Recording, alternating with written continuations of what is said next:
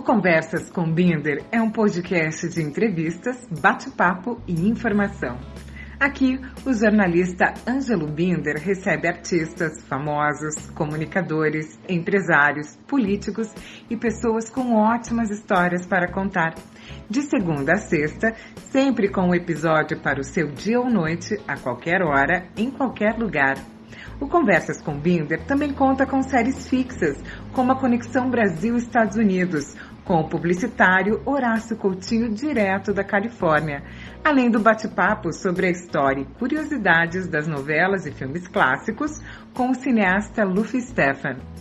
O Conversas com Binder dedica uma parte importante da sua programação ao esporte, saúde e qualidade de vida.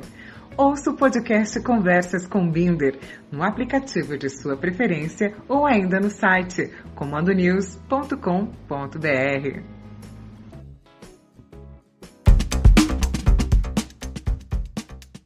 Olá, tudo bem? Essa é mais uma edição de Conversas com Binder e hoje o assunto é a Black Friday, né? Mas de uma maneira diferente. Nós vamos falar como evitar que a cultura do consumo influencie crianças e jovens desde cedo.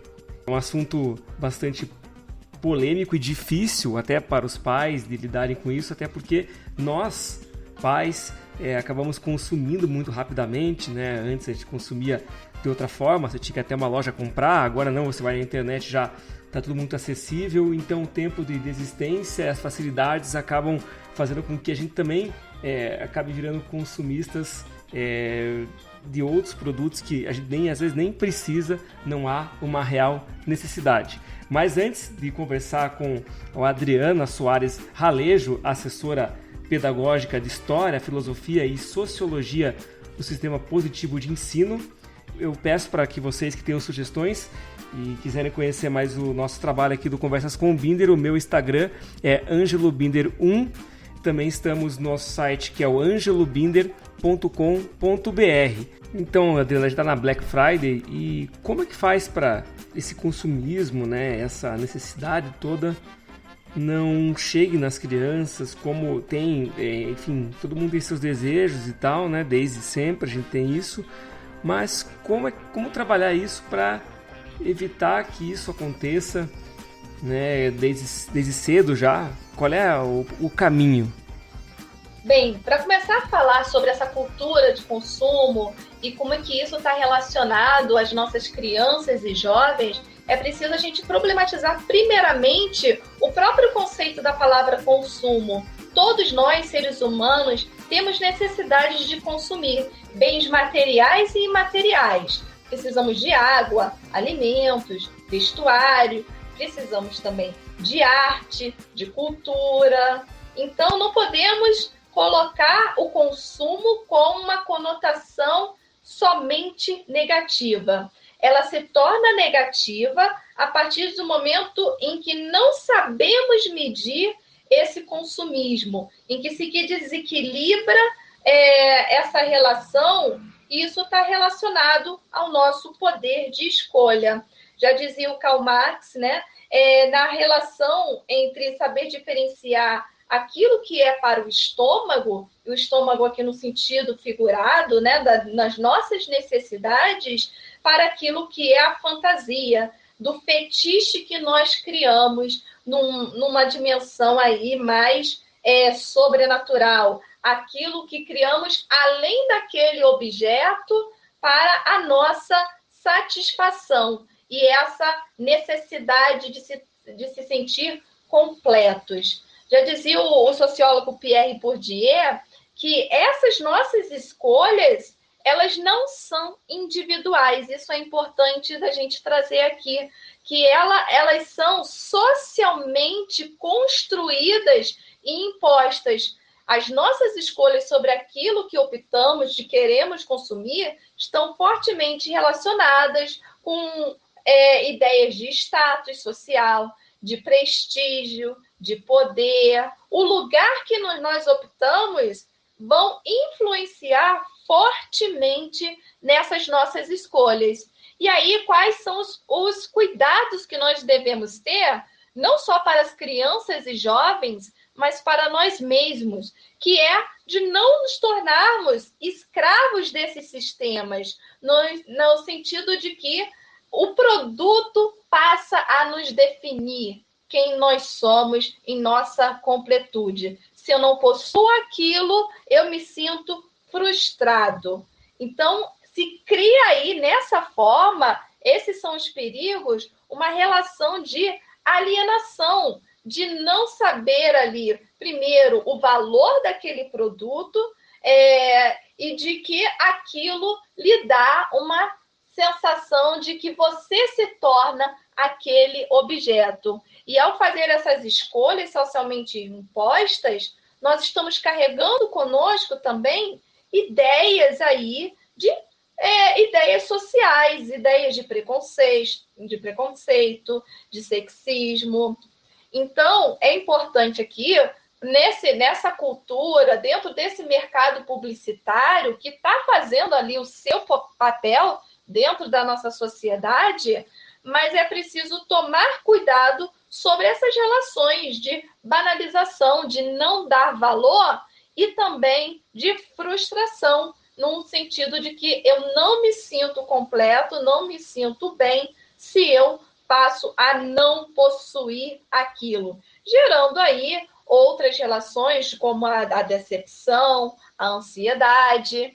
Por isso mesmo, existem leis que visam a monitorar esses tipos de propagandas. E antigamente a gente tinha, né, aqueles exemplos de propaganda dizendo que eu tenho, você não tem, e se você não tem, você não está dentro dessa sociedade, não está dentro desse grupo, combatendo exatamente a essa apelação forte que existem essas leis.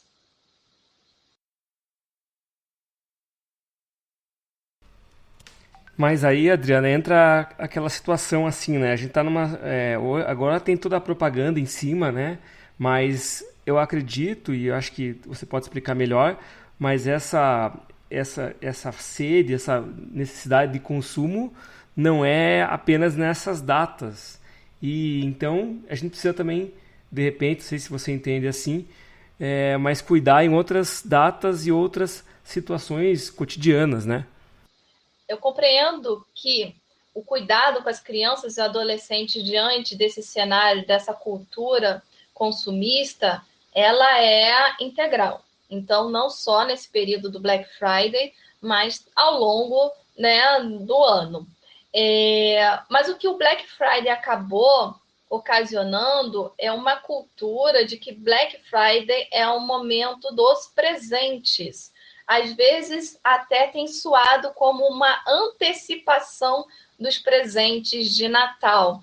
E esses jovens, crianças, já começaram a ter um condicionamento de comportamento atento sobre o objeto que elas desejam e de antecipar isso nessa negociação. Então, reforça essa cultura, né, do consumo, do ter.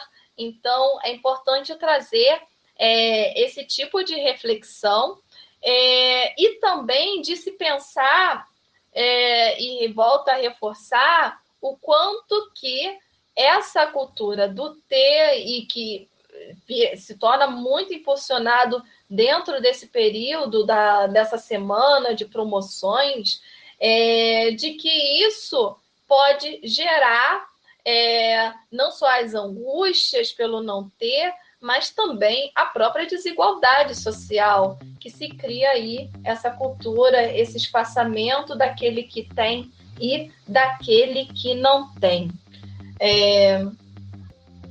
E Adriana, a gente está falando muito sobre os filhos, como os filhos deveriam pensar, mas eu vejo que muitas vezes, eu acho que o reflexo da ação dos pais acaba sendo repetida, né, pelos filhos. Então, como fazer para, antes de repreender, né, essa situação, o que a gente pode fazer para tentar melhorar o que a gente faz de prático mesmo com relação à nossa conduta mesmo? Bem, para pensar nessa relação dos pais, de como agir em relação aos filhos, antes de falar de como que eles devem agir com os filhos, é importante que tragam uma reflexão sobre si. Como esses pais têm agido diante desses filhos, porque somos os nossos maiores exemplos, os primeiros exemplos para os nossos filhos.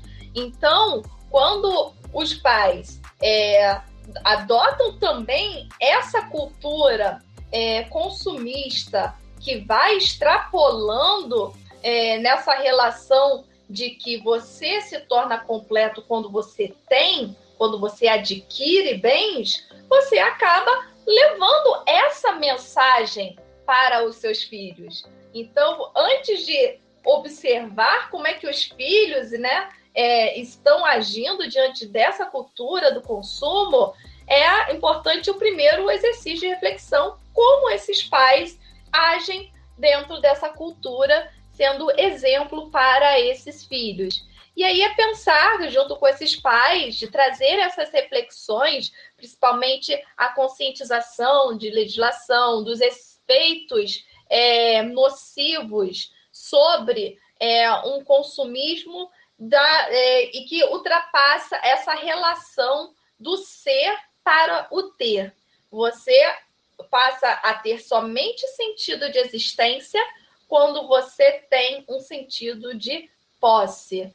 E de jogar para esses pais, para trabalharem junto com esses filhos, o que é mais importante? É claro que nós devemos ter uma casa, um lugar seguro, devemos ter um alimento, um prato de comida, isso é muito importante, mas compreender quando que vai para além disso, e esse além se torna um motivo de busca constante. E aí acaba se gerando o quê? A busca pelo ter acaba se esquecendo o ser, aquilo que o sujeito de se formar como família, como sentimentos, trabalhando a questão do socioemocional. Isso acaba sendo abandonado quando a gente privilegia esse ter. Então, é importante os pais fiscalizarem, sim, o que essas crianças consomem e estarem atentos que o consumismo ele não é somente em objetos materiais de um objeto tecnológico, de um celular, de um computador, um videogame, mas esse consumismo também está fortemente relacionado com a alimentação.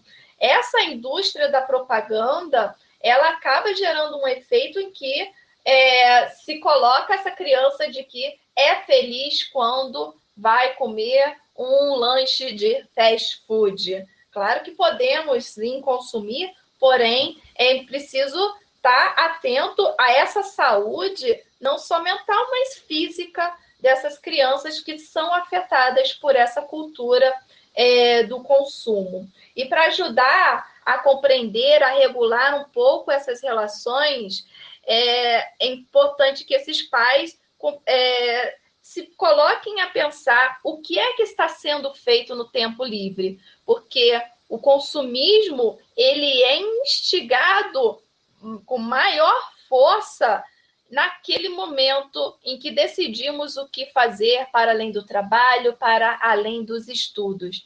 Então, o que eu faço no meu tempo livre? É aí que ganha bastante espaço essa cultura do consumismo, seja jogar um videogame, ou fazer um passeio, ou ler um livro. Então, é nesses momentos de tempo livre, o que eu faço para me divertir, que essa cultura do consumismo ganha um maior poder de adesão. Então, é sempre preciso trazer aquelas perguntas de reflexão, O que consumir, quando consumir, de que maneira, necessito disso, há outros recursos ao meu alcance que podem substituir isso. esses tipos de reflexão são muito bem-vindos dentro de casa. Agora, Adriana, uma outra parte que também é delicada e tem que ser trabalhada